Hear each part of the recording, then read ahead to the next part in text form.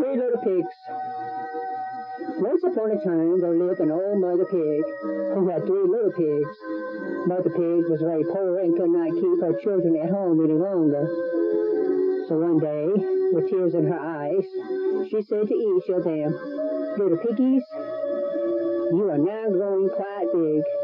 You must go out and build your own little house to live in." So the three little pigs started out to make their own way in the world. They walked and walked till they came to a big wood. Till they came to a big woods, and in the woods there were three roads. One little pig took the road to the right. One little pig took the road to the left.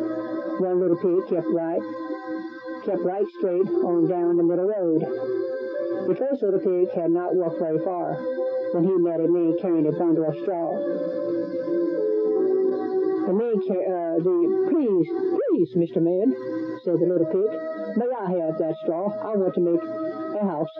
The little man was good-natured, so he gave him the straw, and the little pig built his house. The very next day along came a big, bad wolf and knocked on the door.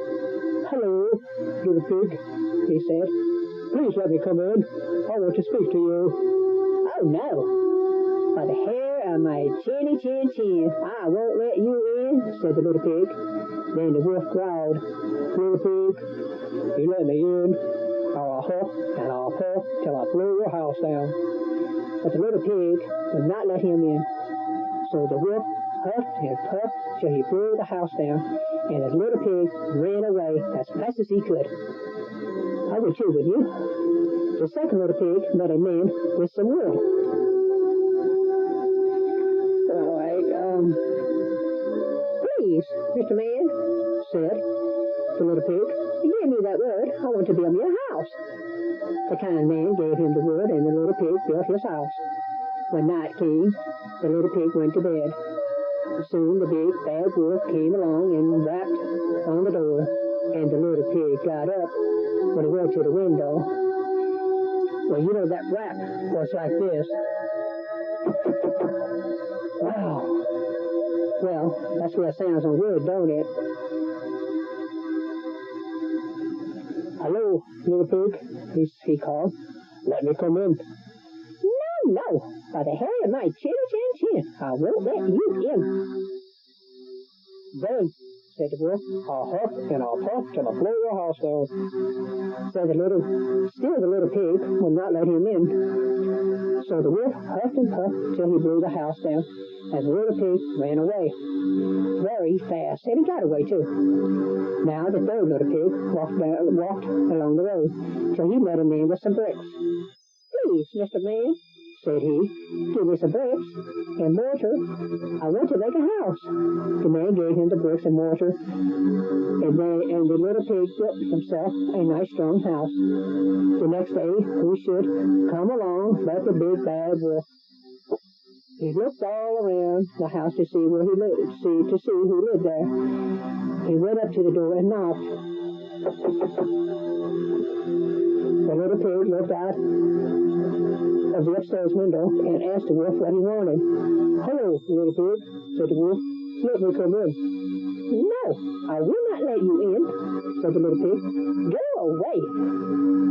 "You had better let me in, little pig," said the wolf, "or I'll huff and I'll puff till I blow your house down." No. "By the hair of my chinny chin chin, I won't let you in," replied the little pig. So the wolf huffed and puffed, but the strong little house would not come down. When he found that all his huffing and puffing did no good, he tried to think of some other way to fool the little pig. I know, where there is a fine field of turnips," said the wolf. Where?" said the little pig. "Why, down in Farmer Brown's field. Let us go down and get some." "What time do you go?" asked the little pig. "I'll call for you at 6 o'clock tomorrow morning," answered the wolf. "I'll be ready," said the little pig. But he got up at 5 o'clock, and he was back home with a pot full of turnips before the wolf got there. When the wolf came at 6 o'clock and knocked on the door, the little pig called out, "Why, I have already found the field, and I have gotten some nice turnips for dinner. Of course, the wolf was very angry at this and tried to think of another way to fool the little pig. I know where we can get some fine apples, said he. Come with me tomorrow morning at 5 o'clock and I will show you. I'll be ready, said the little pig. But he also knew the apples were down in Farmer Brown's orchard. So the wise little pig went at 4 o'clock. He was just climbing down the tree with a basket full of apples to take home, when who should come along but the big bad wolf. Hello, little pig, said the wolf. I see you got here before me. My! But the little pig was dreadfully frightened. Are they sweet apples? Oh, I'm sorry. Are they sweet apples?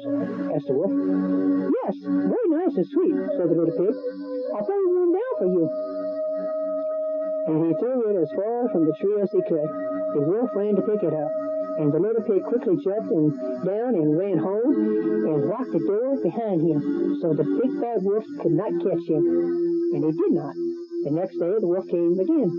Little pig, said he, there is going to be a fair in town today. Don't you want to go? Surely I do, said the little pig. What time will you be ready?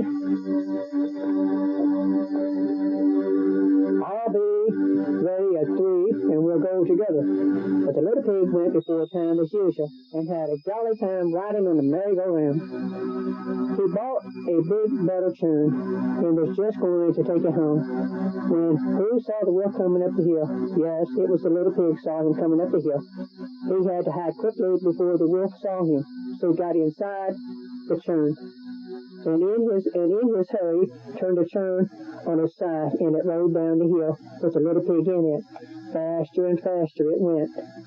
When the wolf looked up and saw the strange thing coming, running towards him, he was most dreadfully frightened. So he turned hurriedly and ran as fast as his legs would carry him. And for all we know, he was still running. But the little pig got home safe and lived happily ever after. And that wolf is still running too, so none of the little pigs got hurt. 3 little pigs, the 3 little pigs with tears in eyes, don't look so very. Whoa, let me read all this again.